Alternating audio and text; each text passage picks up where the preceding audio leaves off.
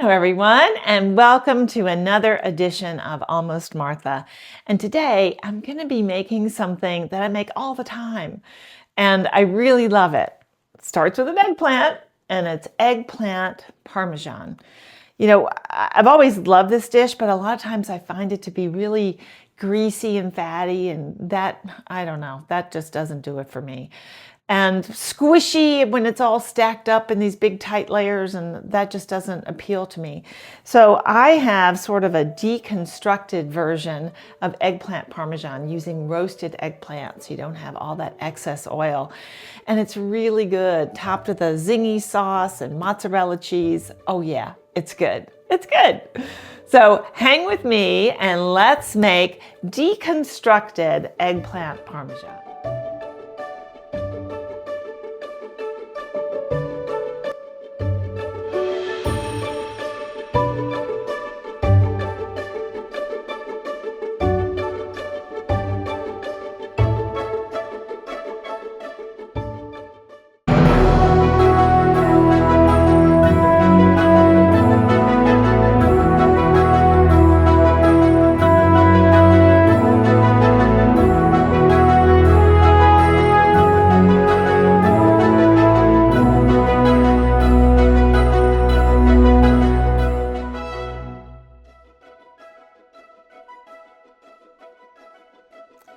We're going to start with our eggplant, which we're going to have to peel.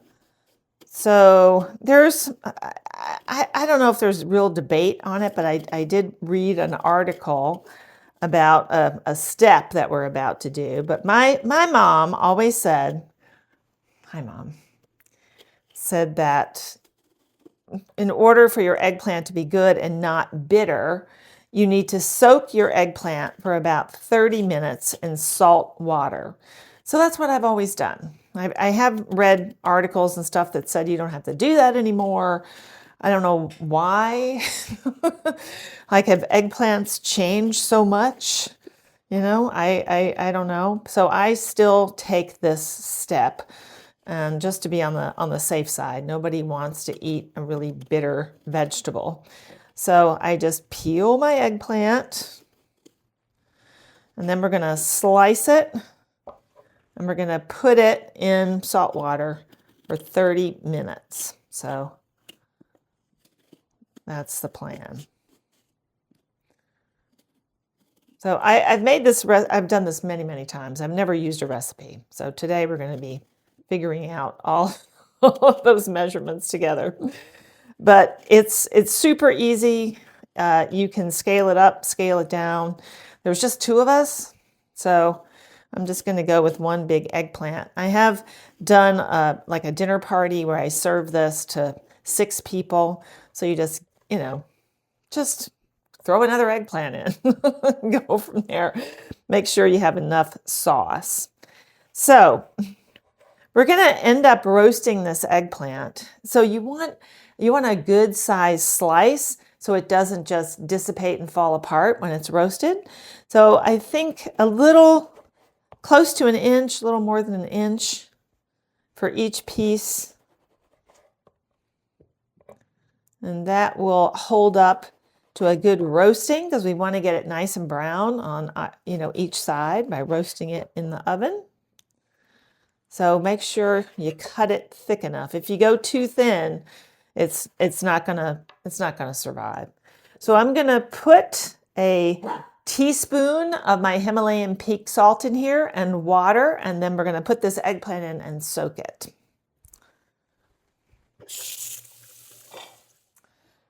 When you go to soak your eggplant, you're gonna notice, well, this eggplant won't stay in the bowl because this eggplant's gonna float to the top. So just take a nice plate, put it on top, press that eggplant into the water, and then that will keep it from, getting up out of the water. So put it in your bowl, put a plate on top, 2 plates if you need that weight, and then just let this soak for 30 minutes. So if you hear a lot of smacking going on in the background, it's Miss Annie having her dinner, just so you know. So we're gonna start making our sauce while we have our eggplant soaking over here. I'm gonna add, about 2 tablespoons of olive oil. And I've got about 1 cup of chopped onions. I wouldn't say diced. They're not quite that small, but they are almost. I also have 3 cloves of garlic that I have, chopped very finely. I would say almost minced. So once the onions have cooked, I'll make a little well, we'll put the garlic in and cook that garlic before we start adding our tomato sauce. So to the stove. My onions have softened up a good bit, so I'm just gonna, put another teaspoon of olive oil in there. I'm gonna put my garlic. I'm just gonna cook that garlic until it's nice and fragrant. And then we'll begin to add some other ingredients. All right, to this I'm gonna add 1 can of diced tomatoes. And we're going to use all the juice in this can. I'm going to turn my heat down slightly. We really want to get a very thick mixture here, but we also want to get it very, very flavorful. So we're going to cook a lot of this moisture out. We're also going to add little tomato puree.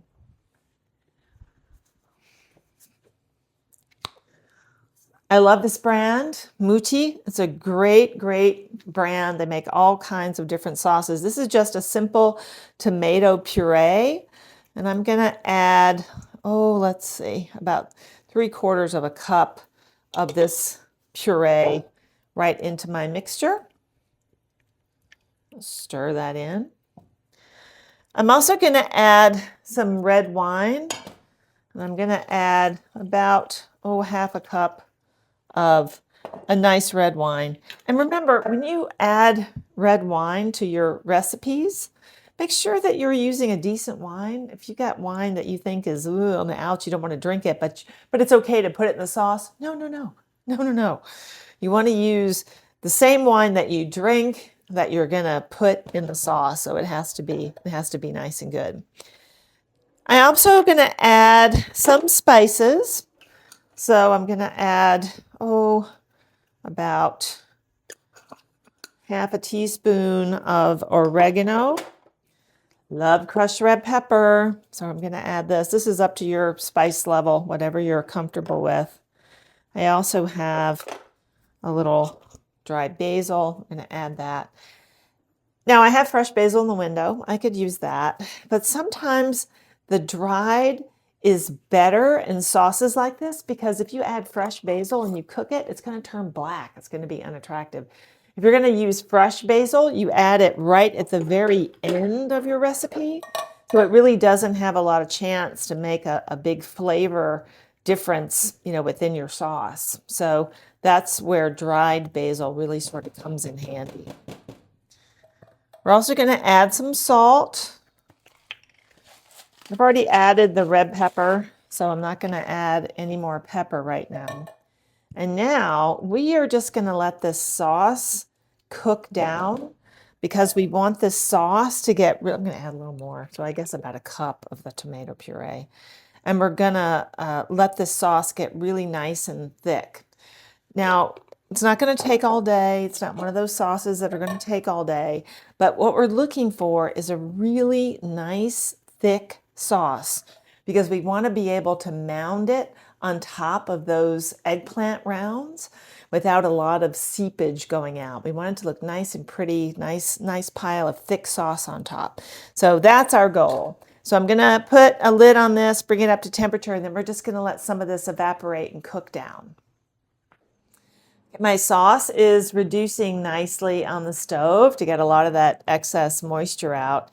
And I have taken my eggplant out of the water. I've drained it a little bit on paper towels. And now I've taken a pan and I have just put olive oil all over the pan because this is what we're going to roast the eggplant in.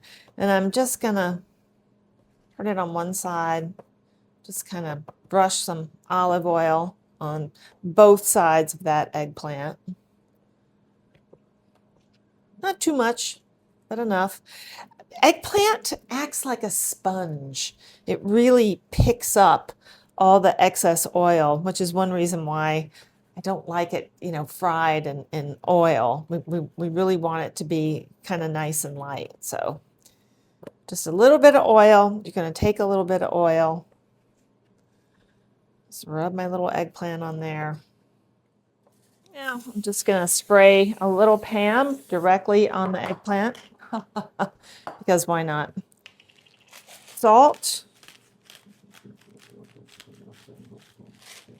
pepper,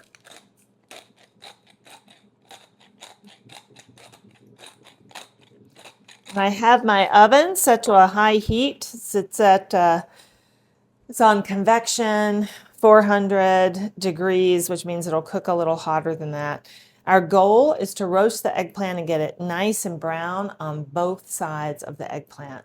And then we'll be ready to top it with our sauce, which should be ready by the time this is ready to go. So just checking in on my sauce, really it has a lot of the moisture is gone. So now we have a pretty thick sauce, which is just exactly what I'm looking for. So by the time my eggplant is done, I think our sauce is just going to be perfect. My eggplant is roasted. It's all cooked. It's all good. Little brown on both sides. And now we're going to do the final touch here. My sauce, do you see how chunky that is? My sauce has reduced down to this glorious, rich sauce that can really stand up on its own. Really, it's remarkable. I love this. So we're going to put sauce on every little eggplant group. If you've done more than one eggplant, you may have multiple pans, but no worries because we're really sort of at the final stretch here. Add as much as you'd like. This is really good sauce. Some of it will leach even more moisture out when you put it into the oven, so just sort of be aware of that. But I'm going to use almost all of the sauce, which is perfect. You don't want to waste anything.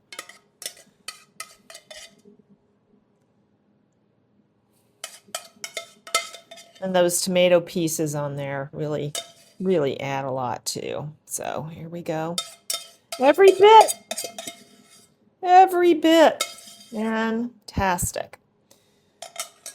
Now we're going to top our eggplant with fresh mozzarella. And we don't want to put too much because this as it melts, it kind of spreads and it gets bigger. So I'm just going to break off some. That'll be probably good for that.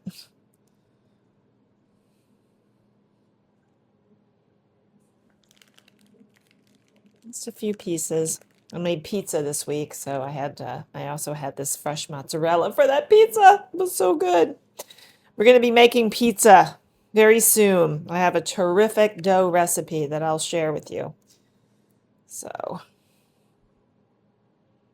like I said, this cheese really spreads, so you want enough. You just don't want too much. Not too much. Okay, this fresh mozzarella isn't really that salty, so we may put a little salt on the top, which will help it. You also could put just a little Parmesan if you want. It is eggplant Parmesan after all, and there's no Parmesan in it, right? So just get my fingers done. So I have like a little jar where I used to have grated Parmesan from the store. I don't buy that anymore. So there was an article out recently about don't buy grated Parmesan, and I'll tell you why. I have a thing against grated cheese anyway. One of the ingredients you'll find in grated Parmesan is cellulose. Cellulose is like paper pulp. Yeah. And it's all approved. They can use it. Doesn't do you any harm, supposedly. And the paper pulp, that cellulose that they add, keeps the little pieces of Parmesan that's finely grated and stuff from sticking together. So there is a reason why it's in there, but just imagine what you're eating. Yeah. So if you just grate your own, get a nice hunk of Parmesan, grate that Parmesan, use that, you're going to be much, much happier. And I feel the same about every grated cheese, frankly. Just grate your own. Now that you have that little bit of wisdom, I'm going to put this back in the oven and we're going to melt this cheese and then we're done. Very easy, very easy. Here we are. We have these perfect, lovely, juicy little rounds of eggplant Parmesan. And I'm just going to try one here. You can, I was going to put them under the broiler just to give it a little more broil on the top, but you know, it's up to you. You can top it with some fresh basil. You can, you know, pretty it up if you want, but oh man, this is really good stuff. I know, because I make it all the time. I make it all the time. It's going to be hot. It's going to be very hot. So while I give this a second to cool, I'm just going to say, if you want this recipe, just go to almost-martha.com where you will find this along with all the other recipes that I've done. You can also follow me on Instagram and YouTube at almostmartha21. And I hope that you do. Okay, are we ready? Man, it's going to be hot. It's going to be hot.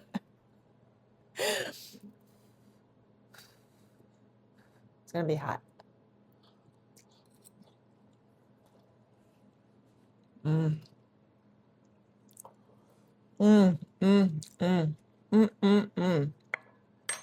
Mmm. This is one of my favorite things. Mmm, mmm, mmm, mmm. Delicious. Really. Spicy sauce, good cheese, good eggplant, and it's healthier for you too. So, got some chewy mozzarella down on the bottom. Man, that is good stuff.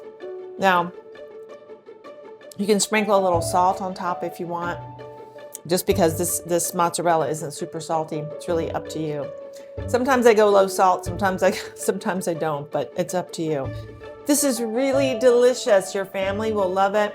Doesn't take that much time to do, and it's really, really good. So I hope you try it. I hope you try it. Thanks for coming by, and we'll see you next time right here on Almost Martha.